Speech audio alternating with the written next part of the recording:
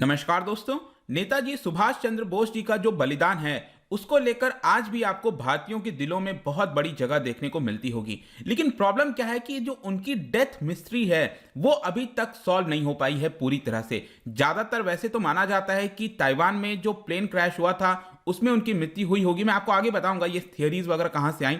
लेकिन यहां पर आप रिसेंटली देख सकते हो एक खबर आ रही है, कई सारे मीडिया हाउसेस के द्वारा कवर किया गया है कि government ignored Renkoji temple offer. यहां पर अगेन आप देख सकते हो new translation reveal Mukherjee commission ignored Renkoji temples not for DNA test of ashes. Basically मैं आपको बताऊं तो यहां पर क्या कहा जा रहा है कि एक बहुत बड़ा मौका था मुखर्जी कमीशन के पास। मुखर्जी कमीशन 2005 में सेटअप किया गया था, यूपीए गवर्नमेंट जब थी।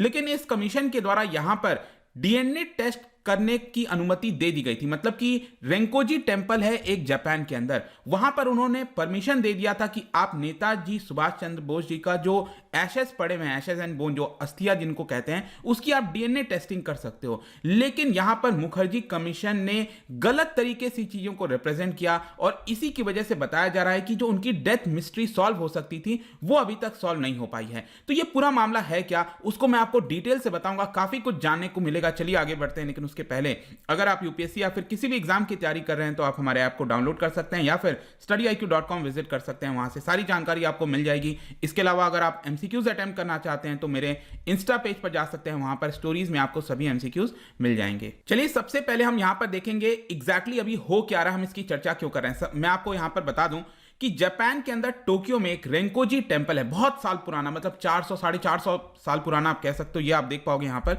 जापान में कई सारे आइलैंड है, Hokkaido, Honshu, Shikoku, Kyushu, 4 main island आपको देखने को मिलते हैं। इसके अलावा यहाँ पर आप देखोगे जो होन्शु है, ये वाला जो सबसे बड़ा आइलैंड है, वहां पर इसकी कैपिटल है टोक्यो और वहीं पर आपको मिलेगा रेंकोजी टेम्पल। और उसी के अंदर यहाँ पर आप देखिए तो जो नेताजी सुभाष चंद्र बोस जी का जो स्टैचू है वो भी आपको देखने को मिलता है। तो इस रेंकोजी टेम्पल में बताया जाता है कि जो नेताजी सुभाष चंद्र बोस का एशेज है, जो अस्थियां होती हैं, वो वहां पर रखी हुई हैं। और जाहिर सी बात है अगर उसकी डीएनए टेस्टिंग हो जाती तो एक तरह से आप कह सकते हो जो डेथ मिस्ट्री है वो सॉल्व हो जाता। तो क्या हुआ था कि कई बार यहां पर जो कमीशंस वगैरह हैं वो बनाए गए हैं। तो 2005 में भी एक मुखर्जी कमीशन बनाया गया था। आई एम श्योर आपने कहीं ना कहीं पढ़ा होगा, याद होगा आपको। तो मुखर्जी कमीशन ने जब इसके बारे में इंक्वायरी स्टार्ट की तो पता चला कि यहां पर रेंकोजी टेम्पल ने परमिशन दिया था कि आप डीएनए टेस्टिंग कर सकते हो, लेकिन मुखर्जी कमीशन ने अपनी रिपोर्ट में कहा कि टेम्पल ने परमिशन नहीं दिया।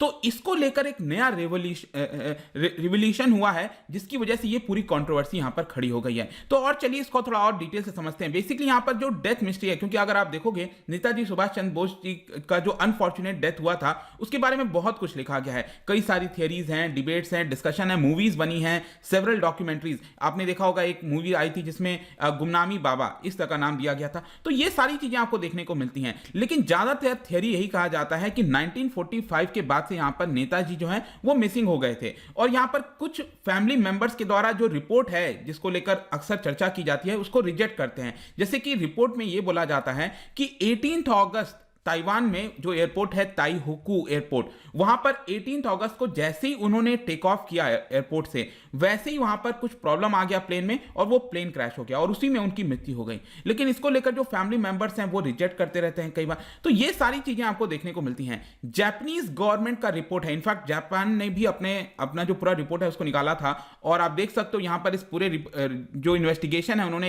एक इन्वेस्टिगेशन रिपोर्ट निकाली थी और यहां पर investigation on the cause of death and other matters of the late Subhash Chandra Bose, ये इसका नाम था। और उसके अंदर उन्होंने कंक्लूड किया था कि 18 अगस्त 1945 को ताइवान में प्लेन क्रैश की वजह से उनकी मृत्यु हुई थी। लेकिन मैं आपको बता दूं ये जो रिपोर्ट है वो 1956 में ही कंप्लीट कर लिया गया था, आप सोचिए, और वो दे दिया गया था इंडियन एम्बेसी को टोक्यो के अंदर। लेकिन 60 साल तक उस रिपोर्ट को पब्लिश नहीं किया गया था। फाइनली जाकर 2016 में इसको क्लासिफाई किया गया और इसके बारे में हमें पता चला कि इस रिपोर्ट में एग्जैक्टली क्या कहा गया है। तो इस रिपोर्ट में यह बोला गया था कि 1945 में जो है वो प्लेन क्रैश की वजह से यहां पर नेताजी की मृत्यु हुई थी। और इस रिपोर्ट के अंदर बेसिकली ये बताया जाता है कि जो इंजन का, एयरप्लेन का जो ब्लेड है, प्रोपेलर ब्लेड होता है, उसमें प्रॉब्लम आ गया था और जो इंजन है वो फेल ऑफ, मतलब हो गया था प्लेन से, और इसकी वजह से यहां पर प्लेन क्रैश हो गया, बर्निंग हुई थी। इनफैक्ट बताया जाता है कि नेताजी सुभाष चंद्र बोस प्लेन से निकले और जला हुआ कपड़ा था उनको हॉस्पिटल ले जाया गया, तो कुछ देर तक तो वो बातचीत कर रहे थे, वो कॉन्शियस थे,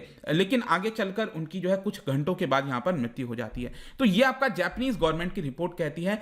जहां तक इंडियन गवर्नमेंट का सवाल है, तो भारत की सरकार ने भी कई बार यहां पर पैनल्स को कॉन्स्टिट्यूट किया है, जैसे शाहनवाज कमेटी हो गया 1956 में, फिर खोसला कमीशन हो गया 1970 में, मुखर्जी कमीशन हो गया 2005 में, लेकिन किसी भी कमीशन ने यहां पर क्लियर तौर पर एक स्थापित नहीं किया है कि एग्जैक्टली क्या हुआ था। लेकिन जैसे मैंने बताया, फाइनली 2016 में जो नरेंद्र मोदी की सरकार थी, उन्होंने जो इन्वेस्टिगेटिव रिपोर्ट था जापानीज गवर्नमेंट का ये वाला, उसको डीक्लासिफाई कर दिया, और इससे हमें पता चला कि यहां पर प्लेन क्रैश की वजह से, ताइवान में प्लेन क्रैश की वजह से ये मृत्यु हुई थी। लेकिन इसी रिपोर्ट में मैं आपको बता दूं, ये जो जापानीज गवर्नमेंट का रिपोर्ट था, इसी रिपोर्ट के अंदर ये बोला गया था कि जो प्रिजर्व है, जो अस्थियां होती हैं नेताजी की, वो टोक्यो के अंदर जो रेंकोजी टेम्पल है वहां पर रखा हुआ है, और इसी की वजह से ये जो रेंकोजी टेम्पल है वो इंपॉर्टेंट हो जाता है नेताजी से रिलेटेड। लेकिन कई सारे जो एक्सपर्ट्स हैं, मेंबर्स हैं, बहुत लोगों का कहना है कि नहीं, उनकी मृत्यु वहां पर प्लेन क्रैश में नहीं हुई थी, वो बेसिकली यहां पर मिसिंग हो गए थे, और मे भी हो सकता है कि जो रशियन प्रिजन था उसमें वहां पर उनको भेज दिया गया था।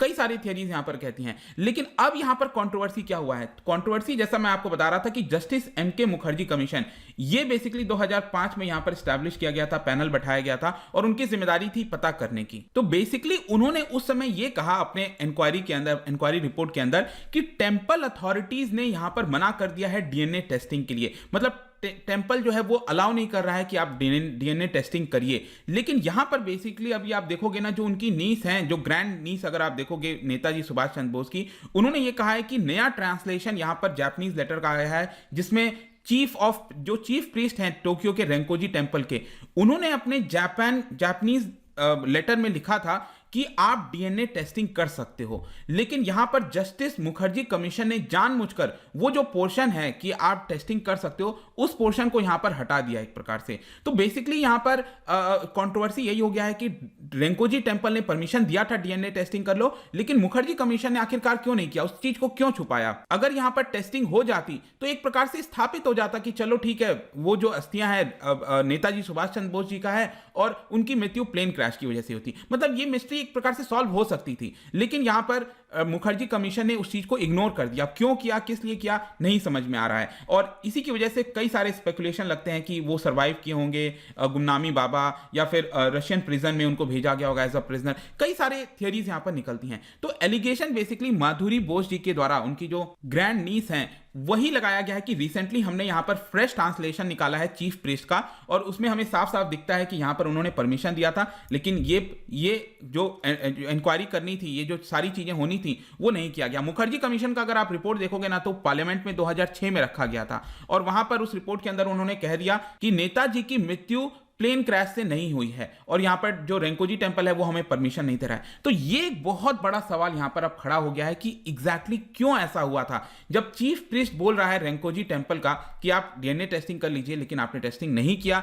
तो ये क्या कारण हो सकता है? आखिरकार चीजों को और इतना कॉम्प्लिकेट क्यों किया जा रहा है? तो फाइनली कंक्लूजन में आपको बताऊं तो वापस से जो नेताजी सुभाष चंद्र बोस जी की फैमिली है, उनके 3 मेंबर्स ने यहां पर वापस से 2016 में और 2019 में प्राइम मिनिस्टर नरेंद्र मोदी जी को चिट्ठी लिखा और कहा कि प्लीज ये जो डीएनए टेस्टिंग है रेंकोजी टेंपल में, आज भी एशेस पड़े हुए हैं, अस्थियां पड़ी हुई हैं नेताजी सुभाष चंद्र बोस की, उसको आप डीएनए टेस्टिंग करवाइए, और ताकि ये जो मिस्ट्री है वो पूरी तरह से सॉल्व हो जाए। लेकिन बताया जा रहा है कि अभी तक कोई रिस्पांस नहीं आया है सरकार की तरफ से। क्या डीएनए टेस्टिंग के लिए वापस से अप्लाई किया गया है? क्या सरकार इससे बात करेगी? देखते हैं क्या होता है। बट अभी के लिए वापस से ये जो पूरा मुद्दा है वो खड़ा हो गया, आप कह सकते हैं। आई होप कि आपको जो पूरी जानकारी है इससे रिलेटेड ये समझ में आ गई होगी। जाने से पहले एक इंटरेस्टिंग क्वेश्चन यहां पर देखिए, हम सुभाष चंद्र बोस जी की बात कर रहे हैं, तो फ्रॉम विच प्लेस, कौन से जगह से सुभाष चंद्र बोस जी ने यहां पर एक बहुत ही फेमस कॉल दिया था जिसका नाम था दिल्ली चलो?